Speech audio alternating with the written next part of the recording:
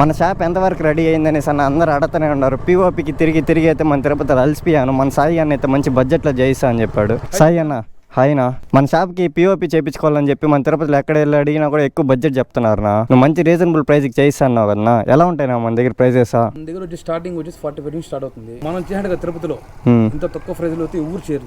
సరేనా, మన షాప్ ఒకసారి చూపిస్తారా?